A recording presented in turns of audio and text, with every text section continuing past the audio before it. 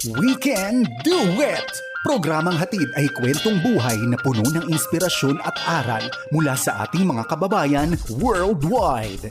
We Can Do It! Dito lang sa inyong 702 DZAS, FEBC Radyo TV. And from Southern California, the Far East Broadcasting Company presents We Can Do It! As always, Ate Maru, we can do it. Pagkasama natin ng Panginoon. The title of our program is actually Play with Words. Nagdudueto kami minsan ni Ate Maru kung siya ay parang tinatrangkaso. At isa na may ibig sabihin nun, kakayanin natin ito. Together we can do it. With the Lord's help, we can do it. Kamusta ka, Ate Maru? You look very youthful each time. Yes. Oh, wow. Praise God. Praise God. Yes. You know, it's only the joy of the Lord that is my strength. Amen. At yun po ay nagbibigay sa atin ng inspirasyon.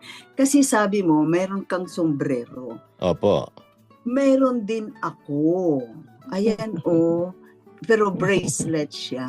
Oh, I can do all things through Christ who gives Oh. me strength. Ayun, Yes. man. And then it's Philippians 4:13. Yeah, 4:13.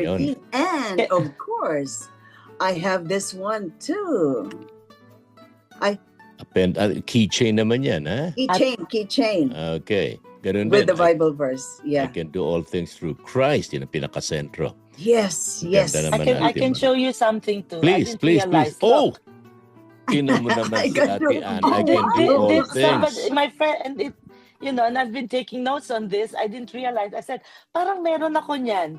Yes, exactly. Can you believe it? Ang ganda, no? Pati yung color scheme niya. Kulay Yeah. Yeah. old rose. Ganda. Ganda, Yes. Iha. Ay, favorite. nako. Yeah, this God is a gift. is Yeah. just speaking to us in Isn't that many something? ways. Yeah, Yes, it's it my is, journal. it is. Wow.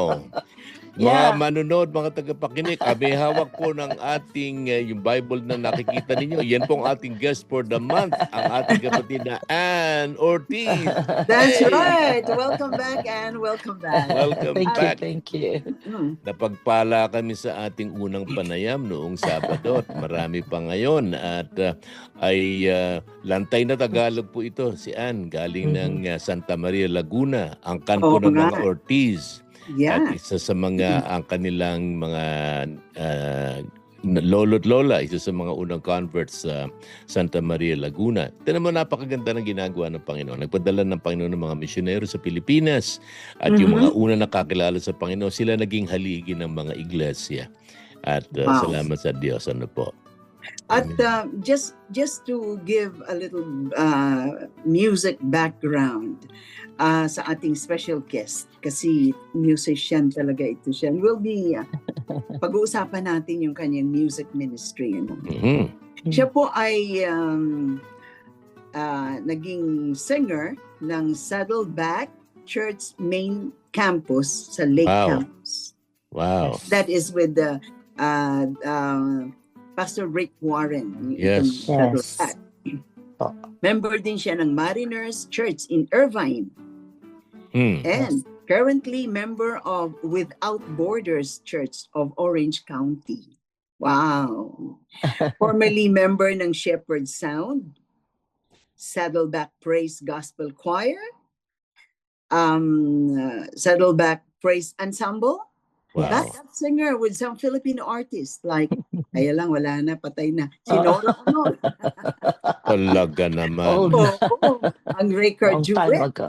Raycard. Raycard Okay. Jewett, and then yung Mhm. si Julius Obregon. And So lucky in pinaka-latest my kasi, life. yeah, she's a very nice singer to si Nina. Yes, Nina. And then, hindi lang yan. May children's choir pa siya. Director pa siya ng children's choir. Talaga naman. At one time, And also, yes. she is in the women's ministry, a leader and a prayer warrior. Wow. Yes, Wow, God has been using you Yeah. and in many, Yes. many ways. yes. Wow. Mhm. Praise Yes. God. Praise God, Praise God your, for that. for your availability. Sometimes it's not our ability. We have all the abilities in the world. Pero kung hindi ka naman available sa Panginoon, Yes. baliwala yun. So, Yes.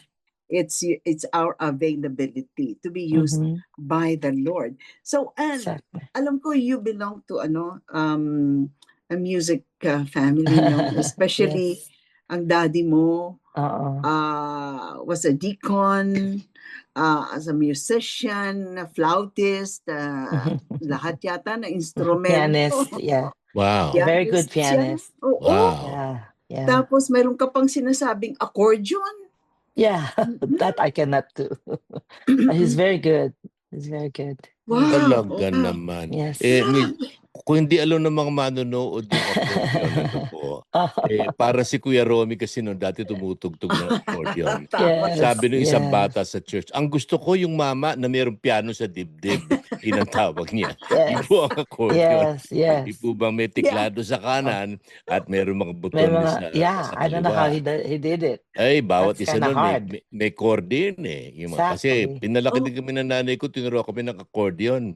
Kaya Diba? lang talo ka kasi tuwing may tugtugan, buhat-buhat mo kaya Ang bigat. bigat-bigat. bigat, Yes. ano? Anyway, testament yan sa pagiging musiko ng daddy mo, Ihan, di tatay. Mhm.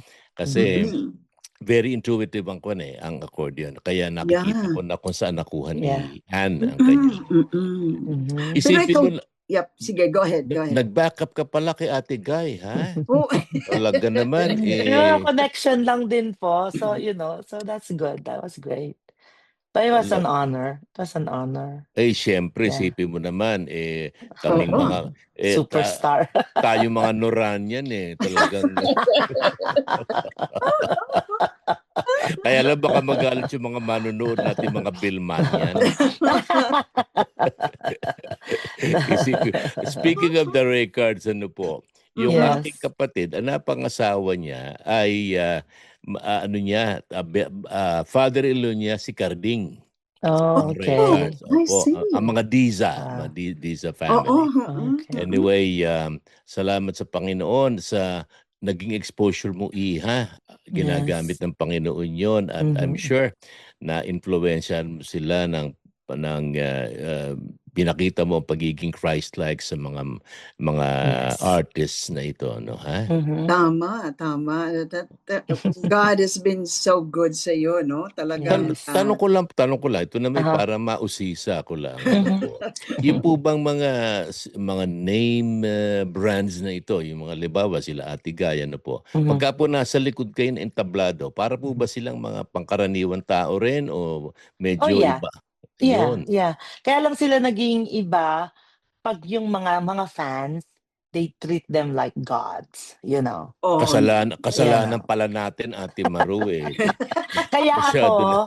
ako pag nandun kahit kinikilig ka, I don't do it. Kasi parang, humahanga ka lang, you're Oo, fan but tama. not too fanatics, Right. I Yeah. don't I Kakaiba don't yun. kasi ayaw din nila yun eh. They don't want you to be so into them.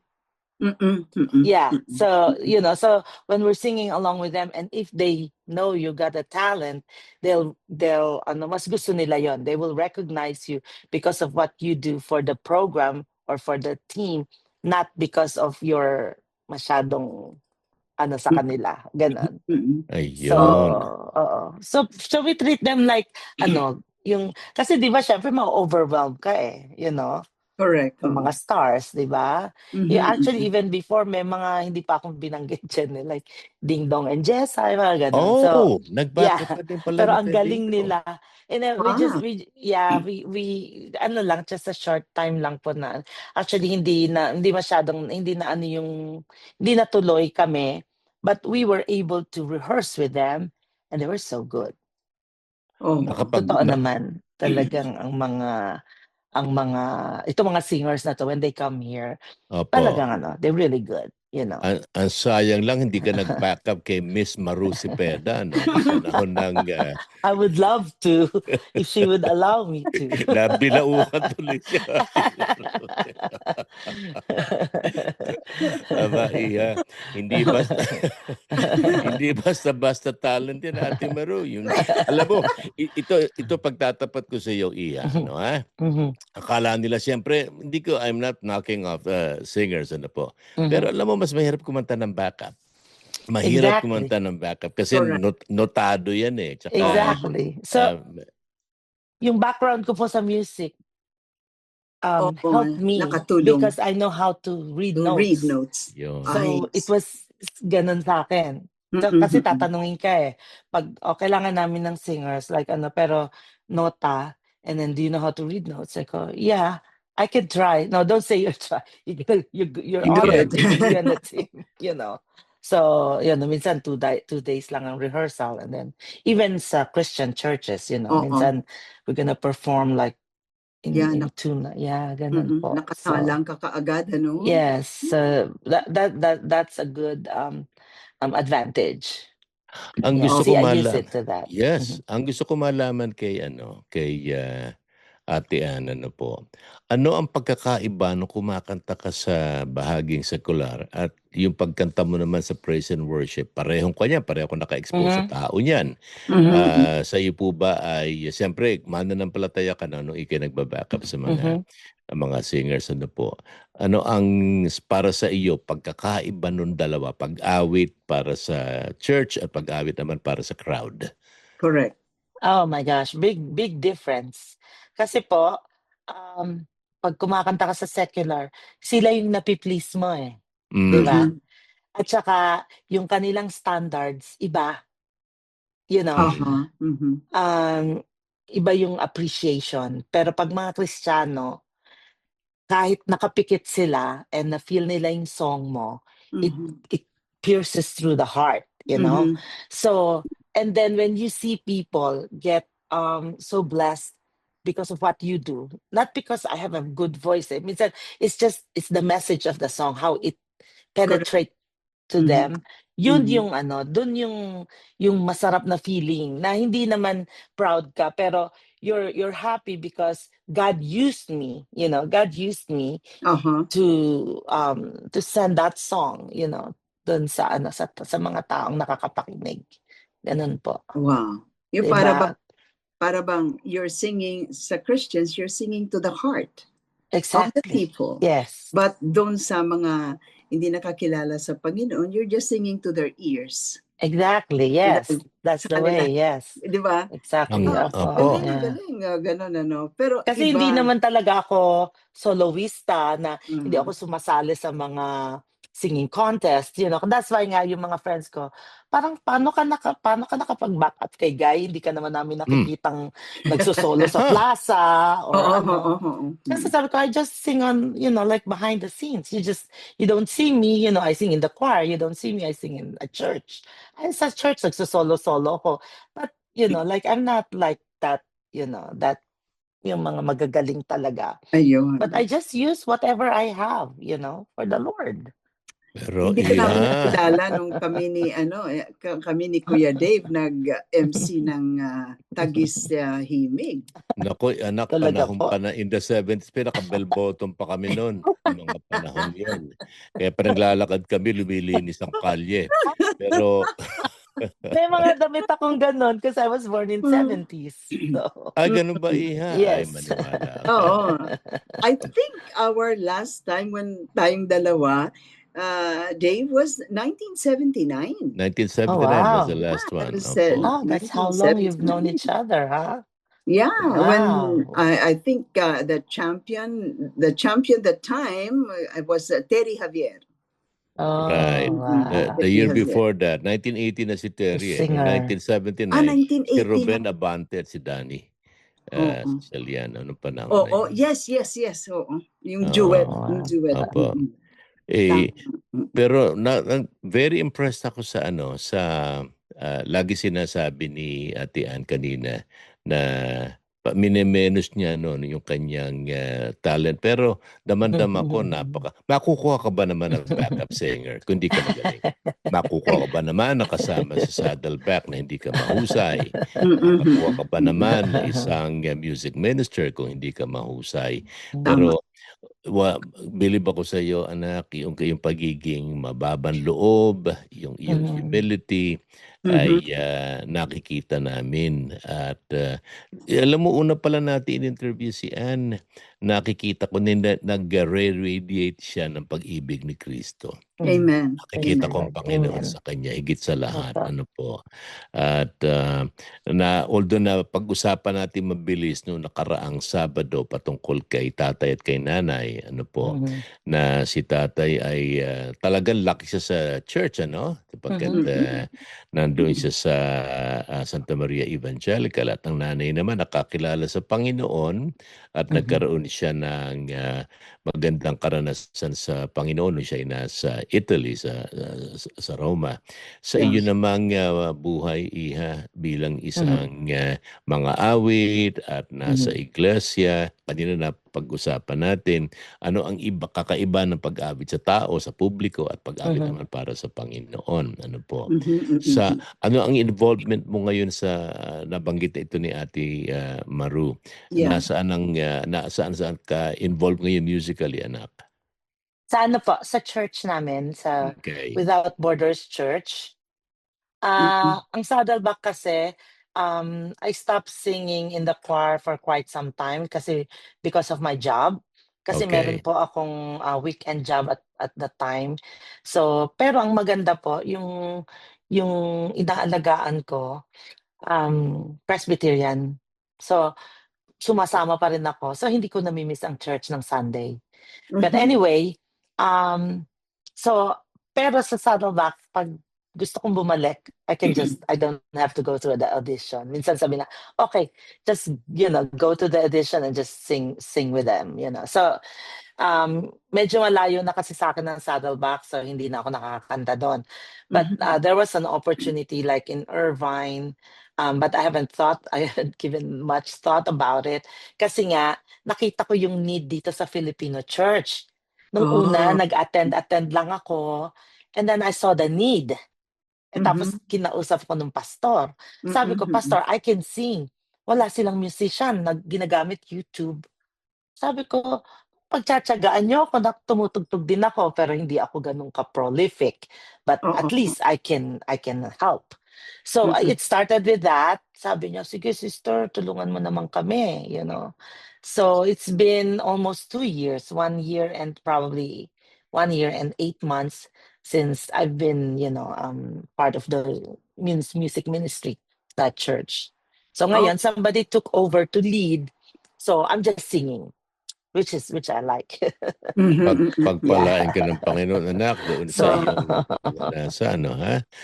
Isipin mo naman yan, kahit na anong profession ka naroroon, meron kang talento sa pag-awit, magagamit ng Panginoon niya. Isipin nyo, ang kapatid na Anne, siya ay registered nurse. Sa Australia, Iha, ay nurse ka din, anak, ano? Yes, in Sydney, yes. Sydney, okay. Yes. Dito I lived there for 2 years. Oh, okay. Marami tayong mga kababayan sa Sydney, Australia. Hello po. At dito naman sa Estados Unidos, ano ang profession mo pagdating sa bahagi medico? Nurse ka din ba dito, anak? I'm working on my registration here. Actually, yes. I'm already, I'm gonna ask you for prayers for that. Papanalangin na. Yes, yeah. So I got all the, like eligibility and everything. All I need to do is just take the test. Okay. Yes. Knowing you, Sabi nga, mapapasa mo I don't need to yan. go to university or anything at all. Wow. I just need to take the test. Yeah. So, NCLEX na lang, ha? Ang kailangan. Yes po. Okay. Yes. Sabi nila, ano yung NCLEX sa Estados Unidos? Ay siguro, pamilya din ng mga Pilipino sa salitang NCLEX. Ano po? Yung bago sila maging RN, registered nurse sa Amerika, meron silang test sa pagdaraanan, at pag naipasa nila yan, magiging registered nurse ka na. Yes. Dadalangin natin yun, Iha. Pakukuha mo yun sa tulong ng Panginoon. Praise the Lord. So ngayon ay caregiving muna, ganoon din naman ng nurse nagbibigay ng pagdilingkod sa mga tao. Nakakatuwa ito si Anne, nakakatuwa interviewin. Yeah. Hindi ko maalala kung itatawag ko eh. Anak, pamangkin, ate, kasi Anak po, okay lahat lang. naroon eh. Correct. Para bang anak mo Pamangkin, anak Para mo hindi naman, para bumata kayo lalo. Siya Pamangkin na lang.